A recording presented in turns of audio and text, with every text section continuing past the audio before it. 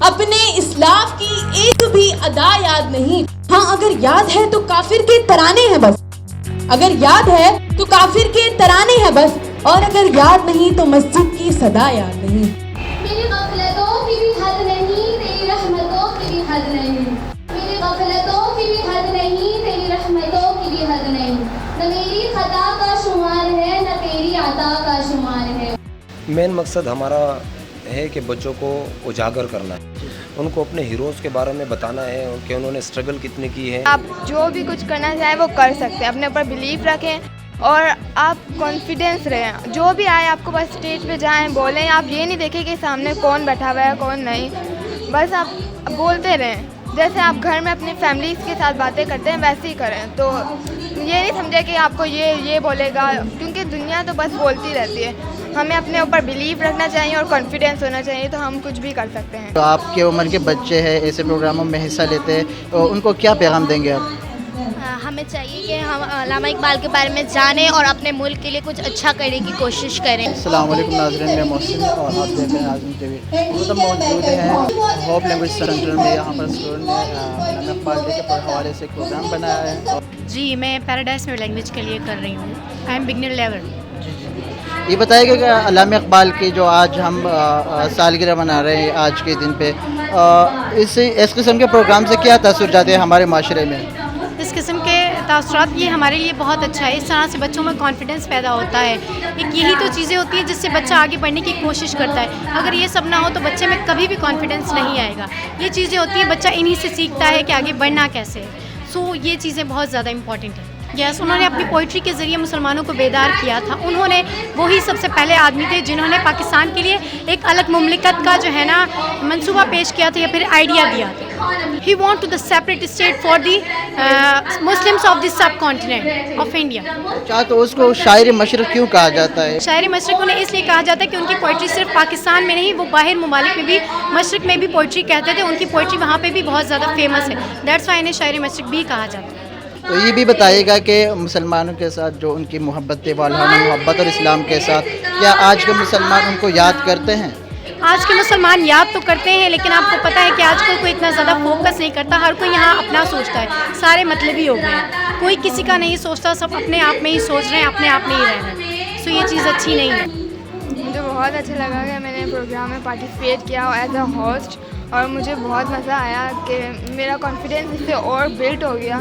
اور مجھے لوگوں کو انوائٹ کرنے میں بہت مزہ آیا کہ, اور میری فرینڈ بھی تھی ملائکہ, وہ بھی میرے ساتھ ہوسٹ تھی. اور مجھے اتنا زیادہ مزہ آیا کہ میں سوچ رہی ہوں کہ میں نیکسٹ ٹائم بھی میں ہی ہوسٹ کروں. اچھا, پہلے کبھی آپ نے ہوسٹ کیے پروگرام کو؟ نو, یہ میرا فرسٹ ٹائم تھا. آپ کے فرسٹ ٹائم تھا, لیکن پھر بھی آپ نے زبردست پرفارمنس کی. کہ آپ کے ہم عمر جو ہے, آپ کے عمر کے بچے جو ہے, ان کو آپ کیا پیغام دیں گے؟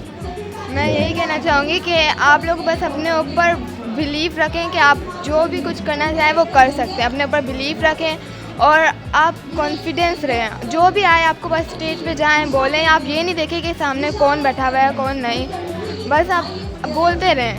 جیسے آپ گھر میں اپنی فیملیز کے ساتھ باتیں کرتے ہیں ویسے ہی کریں. تو یہ نہیں سمجھے کہ آپ کو یہ بولے گا, کیونکہ دنیا تو بس بولتی رہتی ہے. ہمیں اپنے اوپر بلیف رکھنا چاہیے اور کانفیڈینس ہونا چاہیے, تو ہم کچھ بھی کر سکتے ہیں.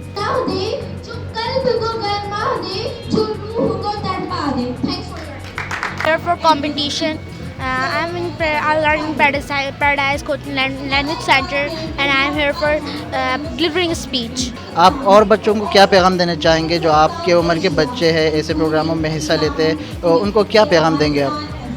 ہمیں چاہیے کہ ہم علامہ اقبال کے بارے میں جانیں اور اپنے ملک کے لیے کچھ اچھا کرنے کی کوشش کریں اور حصہ لیں اور اپنے کانفیڈنس لیول کو بڑھائیں. علامہ اقبال کی کوئی کتاب کے نام آپ کو یاد ہے, یا کوئی شعر آپ کو یاد ہو؟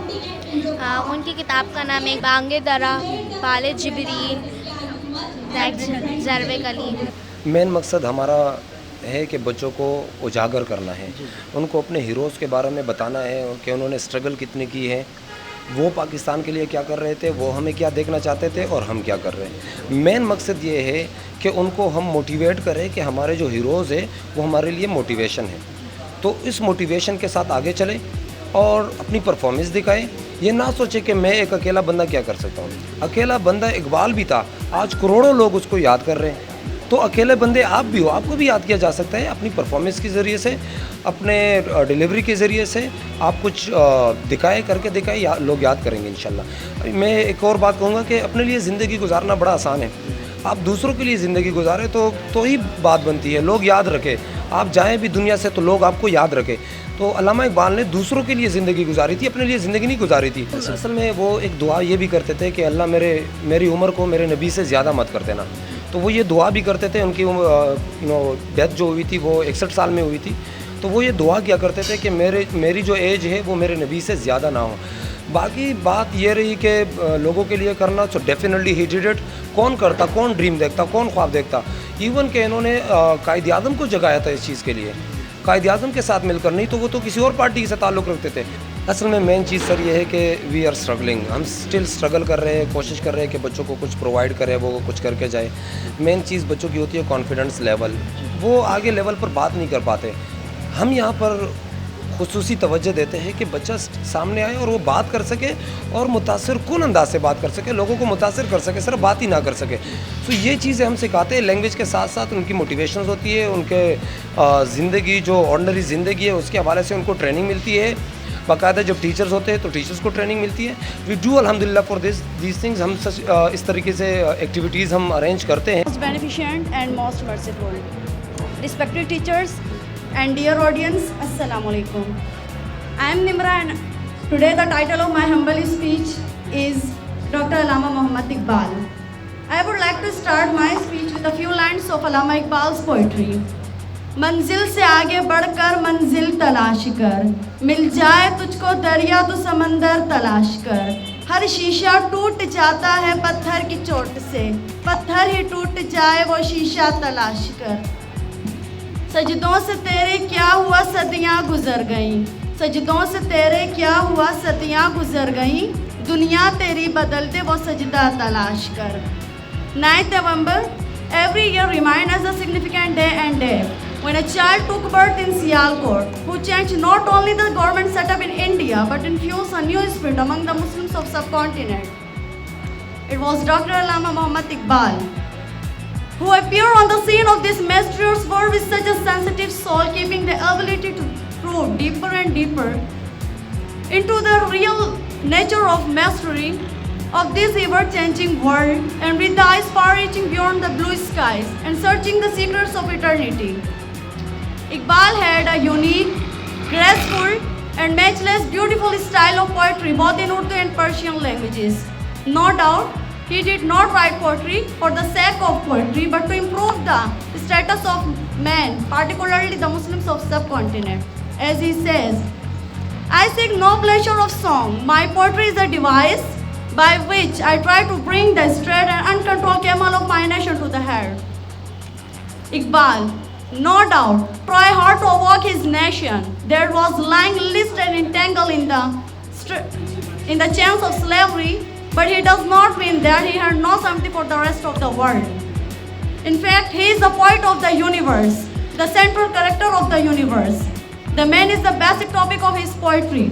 He tries his best to make man realize himself and his positive capabilities. Iqbal gives a message of peace, hope, justice and unity and brotherhood to all humanity, and he says, افراد کے ہاتھوں میں ہے اقوام کی تقدیر, ہر فرد ہے ملت کے مقدر کا ستارہ. The lust of power and greed for wealth has separated the humanity apart. Be the language of brotherhood and narration of love when he says the horrible wars, battle and bloodshed everywhere in world. He calls out, the man is a pitiability hunt in the clutches of the kings and leaders. It is a pity that man is a hunter and killer of man. Iqbal gives a message of hope, peace and love. The poetry of Iqbal is replaced with the message of hope, peace, justice, unity. Now it is up to us to be benefited by his precious message and make the world a living paradise of love and peace. Iqbal gave the message of peace, unity and brotherhood. He wanted us to be as innocent as a dove. There is all around wars, terror and bloodshed. Let us make the world green but not red. I end my speech on these lines. तस्कीन ना हो जिसमें वो राज बदल डालो, जो राज न रख पाए हम राज बदल डालो, पुरसोच दिलों को जो मुस्कान न दे पाए, सुर ही ना मिले जिसमें वो साज बदल डालो, दुश्मन के इरादों को है जाहिर अगर करना, तुम खेल वहीं खेलो अंदाज बदल डालो, ए दोस्त करो हिम्मत कुछ दूर सवेरा है, अगर चाहते हो मंजिल परवाज बदल डालो. With this I conclude my speech. Thank you so much for your attention. So, in modern society, social media has become the means of entertainment for young adults and teens. The majority of the young adults and teens spend their mostly hours on social media. So why not we use social media as an educational tool? Students will be happy by learning on their favorite websites.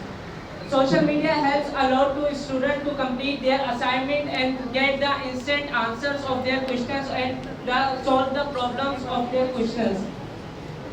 In many schools, social media is banned to get used in the classroom, while in some schools take a completely different approach.